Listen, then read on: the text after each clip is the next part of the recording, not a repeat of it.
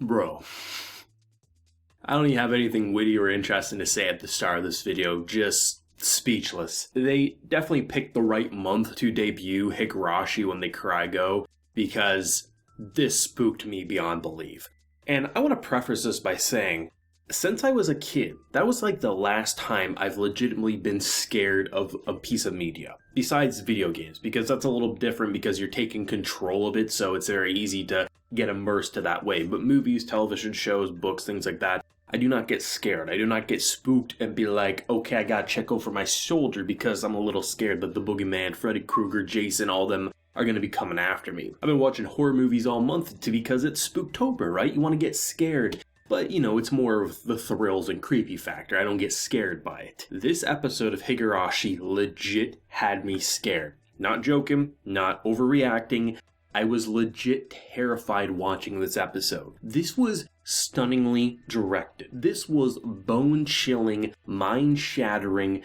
Where do you go from here? This show is incredible, and currently, out of all the episodes, the 2 to 4 episodes that anime have aired so far, this is my favorite episode of the season, and I know Higurashi is just getting started. The whole idea of, trusting your friends is very hard in this show, especially when Keiichi is looking at things in similar ways that the viewer is, being like, Rika, Reina, who do you trust? Especially when Reina's seemingly lost her marbles. Is she demoned away? Is she possessed? Is it just Keiichi not trusting in his friends? And do they not trust him because they think he's the one who's going to be possessed? This whole episode was about trust. It was about taking everything that we've seen last week and the whole idea of her peering through that door. Was that real? Was that all in his imagination? Is she actually the one trying to protect the village? We don't exactly know. I'm sure we get her backstory with everything that the cop has told us, but that doesn't mean that she's the one to not necessarily trust. As far as we knew, Keiichi could be the one that is the most evil out of all of them.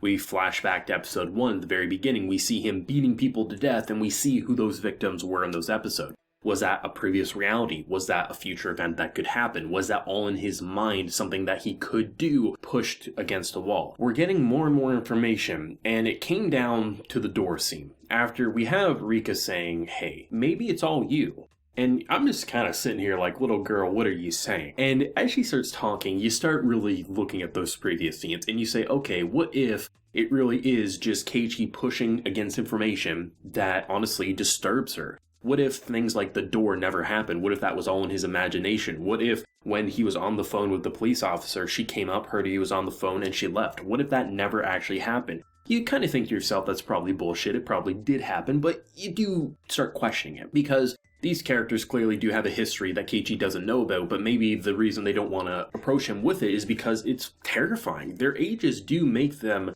more prone to mental distress easier than those who are adults or even teenagers, because it's kind of hard to deal with murders and things like that and the fear of a town that's actually possessed. You wouldn't want your friend to know about that because the last thing you want is for them to kind of share that burden. It actually let me drop my guard. When it approached to the house and it was all dark, I knew something was going to go down, but I really thought this episode wasn't going to be bloody. I thought what was going to happen was this was going to be the turning point for Keiichi's character in trusting his friends. The mother, the father, the gone, they're doing business. Yeah, it's creepy, and I was a little like, okay, I'm a little chilly here, I'm not liking this, and you're saying, oh, someone's going to be approaching you with food. Reina coming over with food, it was to be expected, but I totally believed she was coming over with food, and that this was going to be the straw that broke the camel's back. If he lets her in, nothing will happen. If he keeps her out, that's where she'll snap and think he's possessed. This episode did a great job at the door scene, and honestly, that entire door scene was superb. It looks, from his side, it looks horrifying. This door looks like it's going to be broken down even though the locks are all on. But most likely, if you look at it at a logical approach, she's kicking the door because her hands are full with food. She can't knock, so she has to kick and be like, Keiichi, let me in. From her side, it looks to be, just a friend coming over. And I really was terrified, but I also firmly believed that Keiichi should open the door, and if he does so, this can all be repaired at least for a few episodes. And boy, was I wrong. When characters are telling you to trust your friends, and you're like, the voice inside my head, that dumb blonde character who gets slashed in a slasher film who should have just opened the door and ran. They never do because, then you wouldn't have the kill. They got me. They made me feel like that dumb character who gets killed just for the intro kill of a horror movie. Because I was like, open the door, because then she'll trust you, you can make amends, you can apologize, and maybe someone else is going to be crazy. That bento scene where she's taking it off, I felt so clueless. And I don't know if this is how everyone is when they first watch Higurashi, but just the slowly taking it off, I was like, okay, she's going to pick up a knife and try to kill him. I wasn't expecting as she opened him up, you'd see saws or rope or just every which thing to torture a man. And him just approaching, wanting to apologize, and I'm like, my boy, you're dead. You're dead, you're done. I love this show so much. To just have a moment where your friend is staring at you and they do this fuzzy effect and it just, yeah, they censored like in the very smallest angle possible of like actual wounds, which honestly, this is probably some of the best censorship for TV anime. Usually it's complete black bars across the screen. You only have the wound itself where everywhere else the blood is, which I really do like. I'll be interested to rewatch this when the Blu-rays are released because then you can see it like what it really looks like. It probably isn't even all that more graphic than what we've seen, but you know, I'm not going to contact TV networks to say definitely continue to censor it more because it wouldn't have been nearly as shocking as what we got without it. And obviously I'm not going to show too much in fear of the YouTube gods, but you know, anything you do see is just catch up, don't worry. At the end of the day, that scene of her confronting him having a golf club, I'm like, okay, you know what, we've seen a flashback or flash forward or something that never happened. Beat the girl. I was honestly rooting for him to beat her at this point because there was no way he was getting out of this alive. And that whole like back and forth, him getting cut, her laughing, and just getting some information of why she's doing this because she's going to be possessed and, you know, she can protect her father. The ending scene showing that entire story in such graphic and beautiful imagery. God damn, is this show great at revealing and twisting from the name changes to the opening to the ending song visual changes. It's just amazing. And to see her just come and just stab him like probably 20, 30 times over. Somehow this man survived. Don't know how. I guess she didn't go deep enough or didn't hit anything too vital. And him just beating her over the head and to see what happened. Not knowing, did he kill her or did she kill his other friends or was that him? Because 3 people are seemingly dead. Our boy's in a hospital. A nurse is saying, does your neck feel itchy? He's scratching it. Does that mean that from one possessed to the other, did he get possessed, kill other people, go back to the scene of the crime? I don't know. Where do you go from here? We're episode 4 of a confirmed 2-core anime, and half the cast is dead.